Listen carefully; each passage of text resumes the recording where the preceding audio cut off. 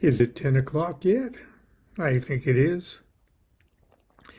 Well, happy Thursday, June 8th, 2023.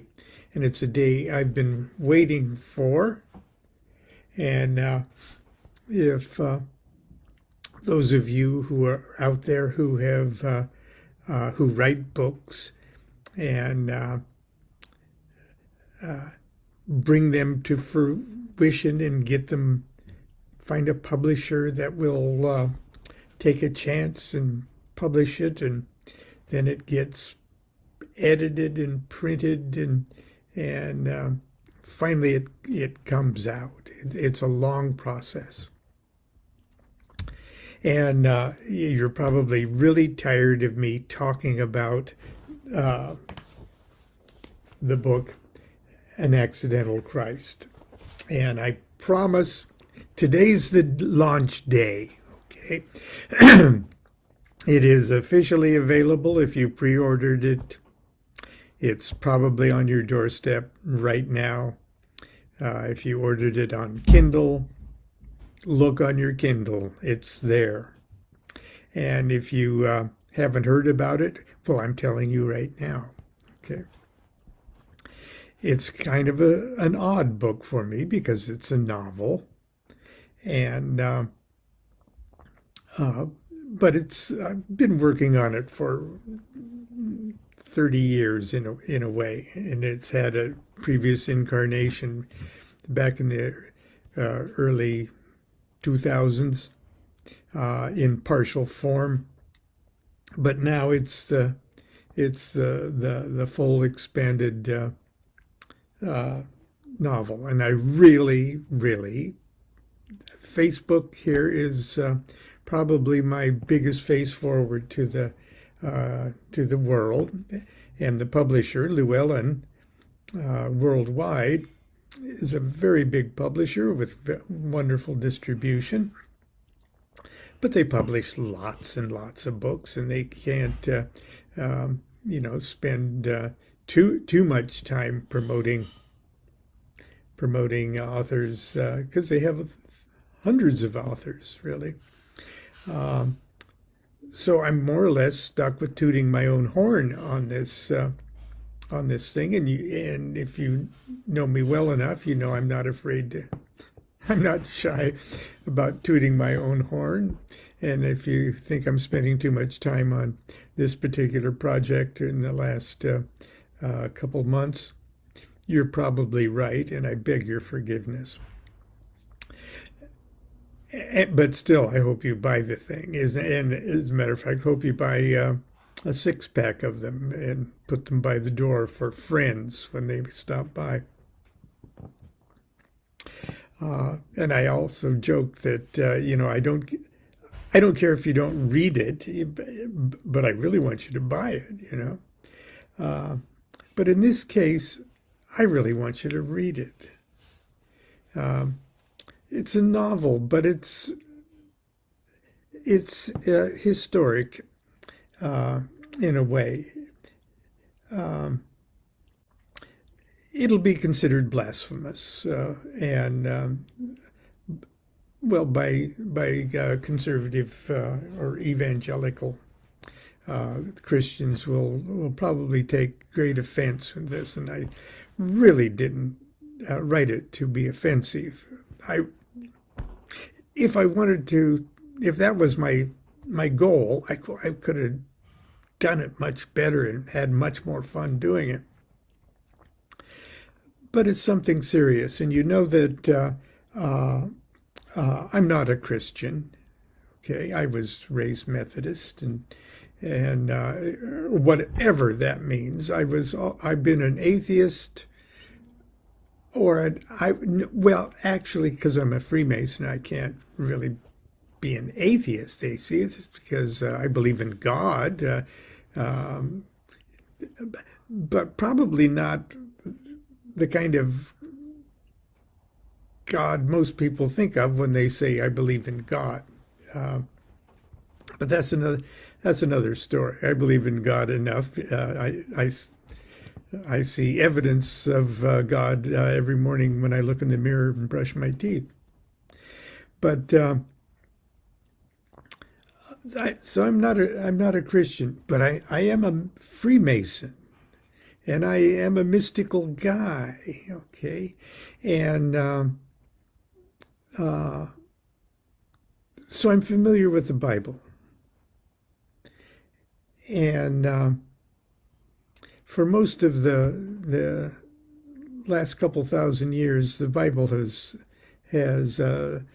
doubled as a history book, and it's only been relatively recently, couple hundred years, that the historicity of the Bible has been looked at objectively and pretty much dismissed as a viable history book. Anyway, I'm going to have a book launch. Okay. Now, when I was in Southern California, over the years, my book launches. It's an event, it's cooperation with the publisher in a local bookstore. My book launches were at the Bodhi Tree on Melrose in Los Angeles, the Bodhi Tree bookstore. It's no longer there, and I'm no longer there. And I do have a neighborhood bookshop called the East Village Bookshop, and I live in East Sacramento at the moment. And it's a sweet little bookstore, and it's not a occult bookstore. It's just a really good kind of up-to-date, hip little shop, and I like to support it. And I like to support local bookshops everywhere, so we don't knee-jerk go to Amazon all the time. Although during the pandemic, that's been pretty handy for us. Anyway, 7 o'clock tonight at the East Village bookshop, I'm going to show up and I'm going to talk about the book. And I know most of you won't be there. So I'm going to read to you my first little opening words, and then I'm going to read to you the excerpt that I'm going to share with him tonight. And then hopefully I won't need to come on and harangue you about, oh, have I mentioned the title of the book? Yes? Well, I'll do it again. An Accidental Christ, story of Jesus as told by his uncle. This is how I'm going to address the people that wander into the bookstore tonight. Hello, I'm Lon Milo DuQuette, and I want to start out by thanking you all for coming out this evening to help me launch my newest book, An Accidental Christ, the story of Jesus as told by his uncle. And then I thank the owner of the bookshop and the woman that's helping organize the thing here. And I stress how we should support our local bookstores and things like that. So I won't read you that. Some of you may know that for the last 30 years or so, I've been writing nonfiction books and lecturing on esoteric subjects like ceremonial magic, Kabbalah, tarot, Freemasonry, and the Western mystery traditions. The book we're launching tonight is, for me, something different. It's not a textbook, it's a novel. But it's a novel that deals with many of the same esoteric matters. The scaffolding of the story is one in which you're probably already very familiar. One doesn't have to be a Christian or a believer to know the basic storyline of the life of Jesus as chronicled in the four Gospels: Matthew, Mark, Luke, and John. Even Monty Python did an excellent job telling the tale in the life of Brian. Now, even though this edition of the book has just been published, I actually started to work on it back in the early 1990s. I was taking a shower when a lightning bolt of an idea struck me. Somewhere between the shampoo and the rinse, I had a revelation concerning the mystery surrounding Jesus' first miracle. Suddenly it became very clear to me how Jesus could have unmiraculously turned water into wine at the fabled marriage feast at Cana, found in the second chapter of the Gospel of John. Now, this was a pretty important event in the gospel narrative because it was, in a very real sense, Jesus' coming out party, his public debut as a miracle worker. And the splash it made really launched his career and established his reputation as a wonder-working holy man, also as the hereditary king of the Jews. Until that dramatic party trick, Jesus had been keeping a pretty low public profile. Afterwards, though, he was a celebrity. Rumors spread like wildfire among the oppressed and superstitious population that there was a miracle worker in their midst, that he was perhaps also the rightful heir to the throne of David. And that was a guy they'd been waiting for to deliver them from all the craziness of the local Arab puppet king, Herod Antipas, and the Roman occupation.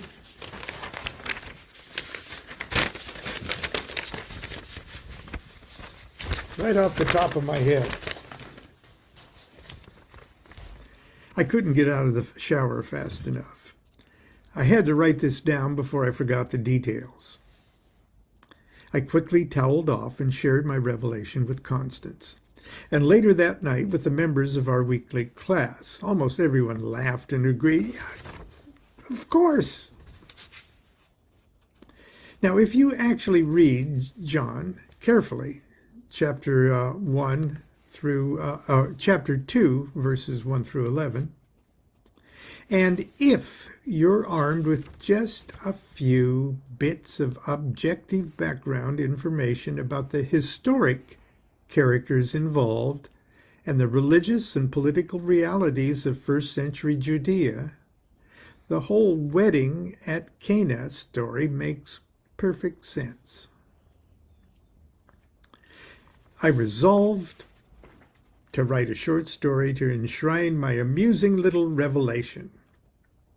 But it soon became clear to me that those few bits of background information that formed the backstory to all of this was more than just a few bits. By the time I finished writing everything necessary to set up for the big punchline, my story was too long for a short story, but it was still too short for a novel. So I put the project back on the back burner for about 10 years while I thought about how all those other miracles and wonder stories could have begun as supernatural interpretations of quite ordinary unsupernatural events. Things like Joseph and Mary's noble bloodline and unusual marriage, the nobility and the wealth of both sides of the family, the international interest in his nativity, the family's flight to Egypt, the missing years, his cousin John the Baptist, son of the high priest of Israel, the exorcisms, the healings, the walk upon the water, the 12 disciples, the woman at the well, Mary Magdalene, the raising of Lazarus, and of course the crucifixion, resurrection, and disappearance. For over 30 years, this story has been gestating in the womb of my restless consciousness until now, because of the encouragement of my wonderful publisher, Alicia Gallo, especially in Cat at Llewellyn. It sprung fully formed, like the goddess Minerva from the skull of Zeus, and hopefully into your hands for your summer reading pleasure. And then tonight, I will read a little excerpt before I answer questions and things like that. But that's all I'm going to share with you today. I will report tomorrow, hopefully, if I haven't been run out of town on a rail and tarred and feathered. I'll share with you the details of tonight's event. And until then, enjoy your Thursday. Continue to be good to yourself. Be good to each other. Do what thou wilt shall be the whole of the law. Love is the law. Love under will.